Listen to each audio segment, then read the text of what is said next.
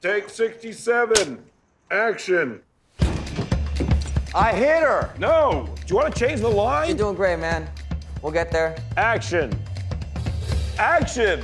Action. Action. You have to say it loud. I can't hear it in here. Say action so I can hear her. Okay. Action. I did not hit her. It's not true. It's bullshit. I did not hit her. I did not. Oh, hi, Mark.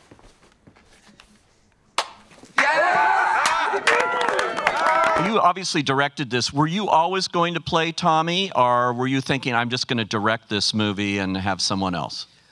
When I read it, it's like you have those moments. Nabokov talked about, like, when you read like a great passage or something, like the hairs on the back of your neck stand up. Like, it was sort of like that for like this material. Like, I have to direct this, and I know I have to play this. Like, this guy, the real Tommy, is so weird. He's just weird. But he is all of us. He's any dreamer, and I could relate to him so much in the sense of, like, you know, most people that come to Hollywood, you start on the outside. You have a dream. You know, you want to do something, and not just Hollywood, like anywhere. You have a dream. You want to break in, and Tommy is like that. It's just that Tommy has weird, I guess, like we all do too. He has weird self-perception. Like, he looks like he does, and he thinks he's James Dean. Does he know you were James Dean? That was one of the reasons I think that he wanted me to play him. We were sort of like destined for each other.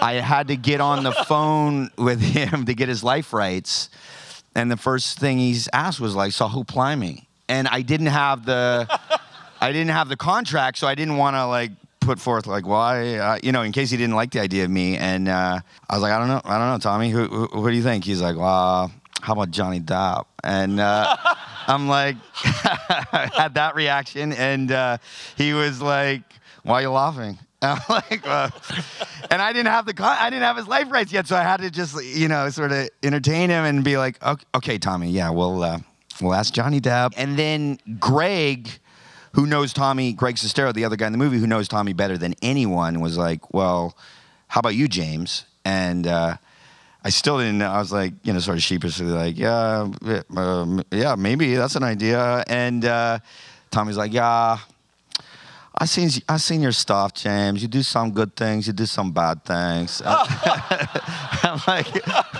all right. And but then Greg told me later that, yeah, Tommy had watched my movie about James Dean like many times, and like there's like some night that's described in the book, like they get caught in like Golden Globe traffic or something, and Tommy gets really upset and he's like, "I hate this town," or whatever. It was the night I think I won the Golden Globe for James Dean. And he like caught in my traffic. When I read the book, I love Hollywood stories, and I love watching the artistic process. And that is what we're watching. It's, you know, through the lens, a very, you know, distorted lens, but that's what we're watching. And I loved that on the surface, it was, you know, as crazy as could be. But underneath, it's, a universal story.